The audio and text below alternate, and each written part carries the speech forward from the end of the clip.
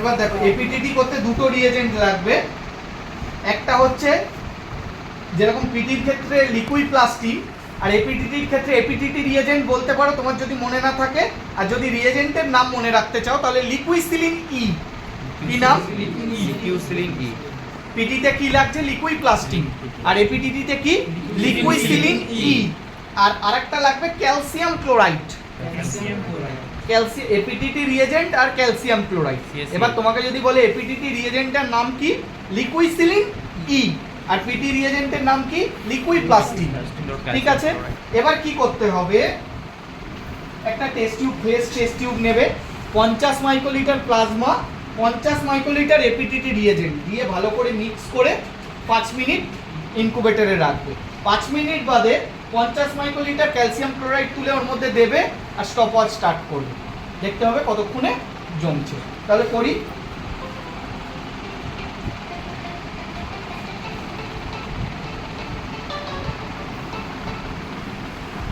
Hello, হ্যাঁ হ্যাঁ হ্যাঁ ঠিক আছে ঠিক আছে, হ্যাঁ হ্যাঁ হ্যাঁ 50 মাইক্রোলিটার এপিটিটি রিয়েজেন্ট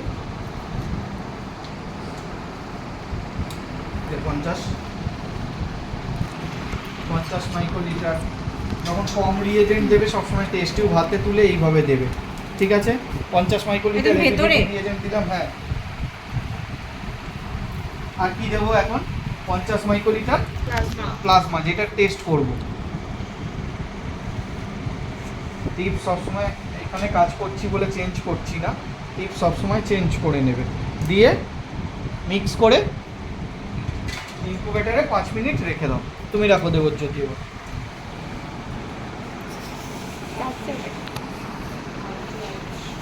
5 মিনিট বাদে বের করে 50 মাইক্রোলিটার ক্যালসিয়াম ক্লোরাইড দেবো আর স্টপওয়াচ স্টার্ট করে দেখবো কতক্ষণে জমাট বাঁধছে। ওইটাই কিন্তু একটা ফ্যাক্টর, এখানে 4টে ফ্যাক্টর। দাঁড়াও, স্টার্ট বললে করবে। হ্যাঁ, এত তাড়াতাড়ি পচে গেল ব্যাপার স্যাপার গুলো। স্টার্ট।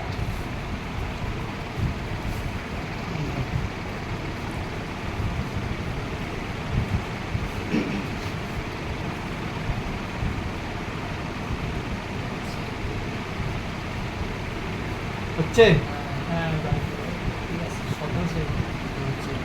পুরোটা হোক। দাঁড়াও, এই দেখো না হয়ে আসছে, নিজে থেকেই দেখতে থাকো। এই দেখো, দেখতে থাকো। এই দেখো পুরো হয়ে গেছে। এই দেখো হয়েছে পুরো। স্টপ। 35 ঠিকই আছে। এই দেখো পুরো হয়ে গেছে। হাতে নিয়ে দেখো। এই দেখো, এই দেখো জালি পাকিয়ে গেছে, দেখেছো তো? তরলটা আলাদা করে 35। ঠিকই আছে, ঠিকই আছে। 30 থেকে 40 সেকেন্ড। আমি একটু হার্ট অ্যাটাক করে ফেলছিলাম এটা।